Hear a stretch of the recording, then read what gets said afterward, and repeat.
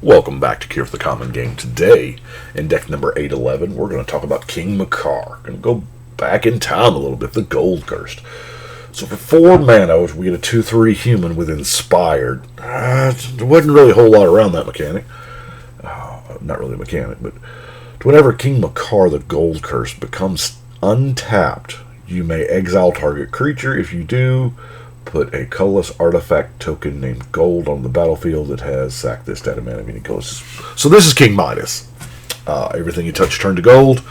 And it's not... It's like I said, it's been a while. What is this? 2014? So it's been about 7 years I've been thinking on this one.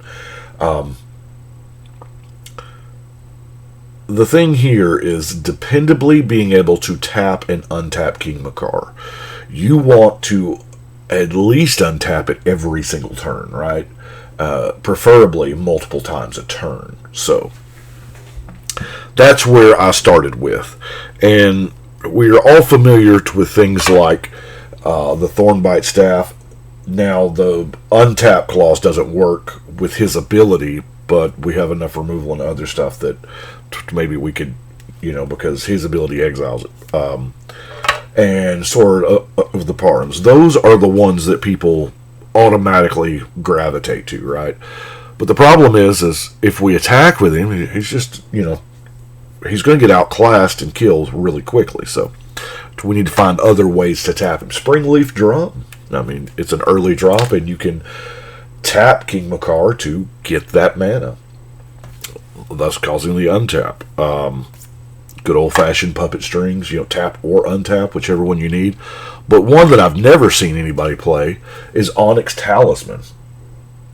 Yeah, I know, 2 to cast, 3 to use, and you have to cast a black spell, but you get to untap target permanent. We have a lot of ramp, so if we can dependably do this 2-3 times a turn, we're exiling some creatures, getting some gold. Now, vehicles is a good way to tap it. Now, you can crew a vehicle. It says tap any number of creatures you control with power 2 or more, becomes an artifact creature until end of turn. Well, it doesn't lose crew. You can crew something as many times as you want. You can crew it over and over again just to tap the king. And all of the vehicles in the deck, the Shadowed Caravel, Daredevil Dragster, Mobile Garrison, Renegade Freighter, all have the crew of 2 so that our commander can crew them. Now, we have a whole bunch of things going on here. Now, Liquid Metal Torque is a great card. There are times when you need something to be an artifact or what have you. But Liquid Metal Torque, along with Voltaic Key, is another way that we can untap. But the Voltaic Key also works with all of our mana ramp. Dark Ritual is the only spell amongst the bunch. All the rest are Soul Ring, Leaden Mirror, Mind Stone, Everflowing Chalice, Sisei's Ring. Honor Worn Shaku is a whole new thing, in addition. It says tap Macar to untap this, so that's another. Crowded Crypt, Unstable Obelisk, doubling as removal. Worn Power Stone, Palladium Mirror, Pristine Talisman, Replicating Ring. I told you it was a bunch. Seer's Lantern, Spectral Searchlight, and Dreamstone Hedron. Obviously, a lot of those double as card draw, removal, what have you. But that way, I stumbled upon the artifact theme because we're making gold, right? And that gold is meant to be sacrificed. So the Disciple of the Vault, whenever an artifact is put to a graveyard, you have somebody lose a life. Well, that's going to happen with your gold. A little bit of card draw here. Sign in Blood, Read the Bones, Siphon Mind, and Bolus's Citadel. I consider this card draw. It gives you access to more cards, right? And with all those mana rocks and all of that gold, Cranial Plating just kind of fits nicely into the deck. There are some other artifact synergies in the deck. Now, Stuffy Doll is just there for it to be a good blocker. Psychosis Crawler, just a great card. Especially, I mean, it rewards you for playing the game. But we have things like Nim Shrieker. It gets +1 for each artifact you control and has flying. This is probably going to be a force to be reckoned with. To Vermiculus, whenever an artifact comes into play, it gets +4/+4 till end of turn. That's a big one. Salvage Titan. You can sacrifice 3 gold rather than pay for it. Yeah. And you can get it back. Our other creatures, we're playing mono black, so there's a few things, you know, that are Nightmare, Grey Merchant of Asphodel. The Pains here, I kind of like. It's also card advantage, but it's the inspired mechanic, so that's kind of what led me to put that in. And then we're tapping and untapping things, so it seemed like the Roll Assassin was a pretty good fit.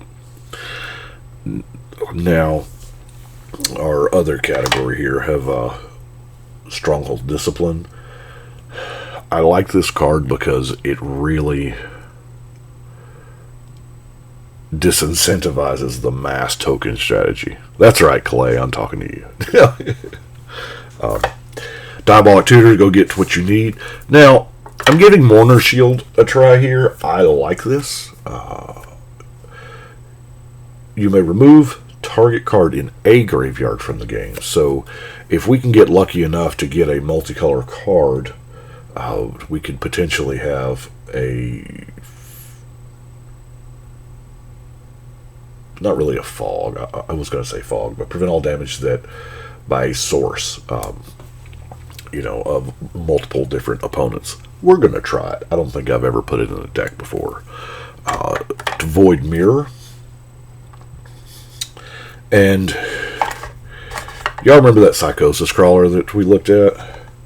Yeah, Phyresis on it is pretty mean. Oh, no, it's not. No, it's not. Because it says Psychosis Crawler says loses life. Phyresis is damage. So either way, Phyresis is a pretty good card. You can put it on your commander. You can put it on that Nim thing that's going to get at least +10, right? Now we have our removal. Corrupt, Tragic Slip, Eliminate, Feed the Swarm. That needs to be in every precon from here on out that has black in it, because they need to get more copies of this out. Doomblade, Guild, it just fit. It fit the theme, so I had to put the Guild in. Oblight Massacre and Infest, Fleshbag Marauder, Rend Flesh, Murder, Dark Banishing, Scour from Existence, and In Garrick's Wake. And that brings us to our non-basics. We have the Bojuka Bog. Everybody loves a Bojuka Bog. Vault the Whispers to up the artifact count. Castle Lochthwain. Some card draw. Witch's Cottage. Sequestered Stash. Getting an artifact back. And lastly, Rogue's Passage.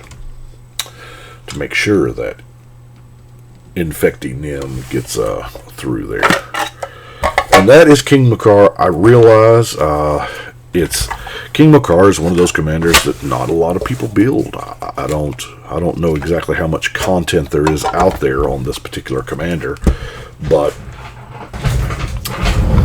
Either way, we know there's at least one deck, right? So we're going to go ahead and start the next row. And that is it for today. I do appreciate y'all watching, liking, subscribing, and all that stuff. Please let me know what you think. But right now, we're going to shuffle and cut.